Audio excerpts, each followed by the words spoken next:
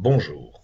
Dans cette première vidéo de la série Les synonymes n'existent pas, nous allons aujourd'hui observer les différences entre les mots môme, marmaille et bambin.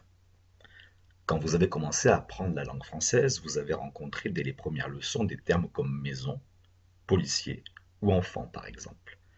Et puis, pour parler des enfants, sont progressivement apparus d'autres mots. Môme, marmaille, bambin et bien d'autres. Mais quelle différence entre tous ces mots? Sont-ils synonymes? Peuvent-ils être employés l'un à la place de l'autre? Vous connaissez sûrement la chanteuse Edith Piaf, que les Français appellent également la môme Piaf. Et vous avez peut-être aussi déjà vu le film La môme qui parle de sa vie. Edith Piaf occupe une place particulière dans le cœur des Français. Et il est clair que le choix de ce mot pour la désigner renvoie à une coloration affective toute positive. Mais qu'est-ce que la marmaille? Le mot marmaille permet de désigner un groupe d'enfants. Il est dérivé du terme marmot. Si vous avez déjà habité dans un immeuble où vos voisins du dessus ont plusieurs enfants, ou alors, si vous êtes déjà passé devant une école primaire, au moment de la pause, vous commencez peut-être à mieux comprendre le sens de ce mot.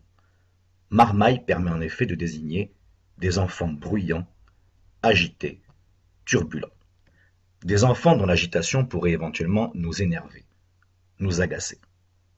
Et bambin alors? Bambin permet de désigner un très jeune enfant. Il vient de l'italien bambino. De même que l'Italie est un pays qui est positivement valorisé dans l'imaginaire des Français, la langue italienne est positivement connotée en français. Bambin possède donc une valeur méliorative. D'ailleurs, la colocation correspondante dans la langue française est adorable bambin. Pour conclure, un professeur qui travaillerait avec de jeunes enfants leur dira peut-être en début d'année: allez les mômes, on commence le cours. On peut imaginer que quelques mois après, ce même professeur, fatigué, épuisé par la trop grande vitalité de ses jeunes élèves, pourrait leur dire: hé, la marmaille, c'est pas fini tout ce bruit?